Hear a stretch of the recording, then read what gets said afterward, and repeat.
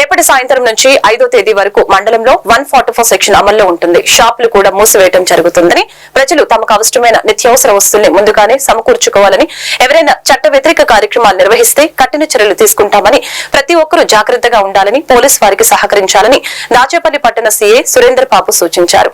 ఇప్పటికే దాచేపల్లి మండలంలో 500 మందిపై bind over కేసులు, 80 మందిపై హత్యాయత్నం కేసులు నమోదు చేశామని, మరికొందరిపై రౌడీ షీట్లు తెరిచామని, ఎన్నికల ఫలితాల వేళ ఎవరైనా హింసకు పాల్పడితే కఠిన చర్యలు తీసుకుంటామని తెలిపారు. అలాగే అల్లర్లలో చదువుకునే విద్యార్థులు ఎవరైనా పాల్గొంటే భవిష్యత్తు అంధకారం అవుతుందని, ఈ విషయం గుర్తుంచుకొని ప్రజలు, విద్యార్థులు నడుచుకోవాలని తెలిపారు.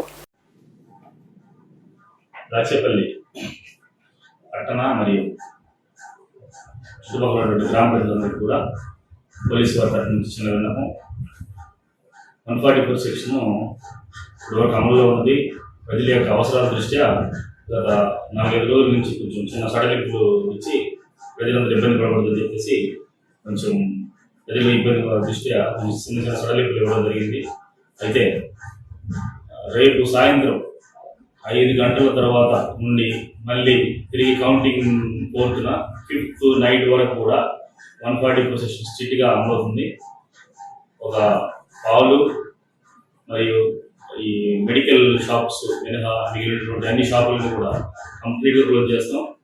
ఈ 4 రోజుల పాటు, అంటే 2, 3, 4, 5 4 డేస్ పాటు కంప్లీట్గా మనకు స్ట్రిక్ట్ ఇంప్లిమెంటేషన్లో నిత్యావసర సరుకులు కూడా ప్రజలు ఇబ్బంది పడే అవకాశం ఉన్నందున ముందుగా ఈ దాచేపల్లి ప్రజలకు దాచేపల్లి పోలీస్ తరఫున మేము తెలియజేయమనగా ఈ 4 రోజులు సరిపడేటువంటి సరుకులు, సామాను, నిత్యావసరమైనటువంటి అన్నీ కూడా ముందుగా పెట్టుకొని 4 రోజులు కూడా ఎక్కడ బయట పబ్లిక్ కూడా మూవ్మెంట్ చేయకుండా మీరందరూ కూడా పోలీసులకు సహకరిస్తే ఇప్పటికే పల్నాడులో ఈ ఎలక్షన్స్ దృష్ట్యా కొన్ని జరిగినటువంటి గొడవల దృష్ట్యా మళ్ళీ పునరావృతం కాకుండా పోలీసు వారు చేసినటువంటి చర్యలన్నింటినీ కూడా ప్రజలందరూ కూడా మీ తరఫున మాకు తోడ్పాటు అందించి అందరి యొక్క ప్రశాంత జీవనానికి మీరందరూ మీ వంతు సహకారాన్ని కూడా అందిస్తారని ఈ సందర్భంగా అందరినీ కూడా మనం చేసుకుంటున్నాను. తర్వాత ఇప్పటికే దాచేపల్లి పట్టణంలో 562 మంది మీద బైండ్ ఓవర్ కేసులు నమోదు చేస్తున్నాం. ఇప్పటికే ఒక 80 మందిని మీద హత్యాయత్నం కేసులు నమోదు చేసి జైలుకి పంపించున్నాం. అవి కాకుండానే ఇంకో 90 మంది మీద ఈ రైటింగ్ కేసులు కూడా నమోదు చేస్తున్నాం. వాళ్ళందరికీ కూడా ఎలక్షన్ కేసులు పార్టిసిపేట్ చేసినటువంటి వాళ్ళకి వెనకాల ప్రోత్బలం చేసిన వాళ్ళకి కూడా రౌడీ షీట్లు ఓపెన్ చేసి పెట్టున్నాం. ఈ రోజున ముందుగా మీటింగ్లు పెట్టి, ప్రతి ఊళ్ళో మీటింగ్లు పెట్టి, గ్రామాల్లో కవాతు చేసి ప్రజలందరికీ కూడా తెలియజేసాం. కేసులు నిర్మాణం అవ్వద్దు, మీ పిల్లల భవిష్యత్తు పాడైపోతుంది, మీ భవిష్యత్తు పాడైపోతుంది తెలియజేసాం.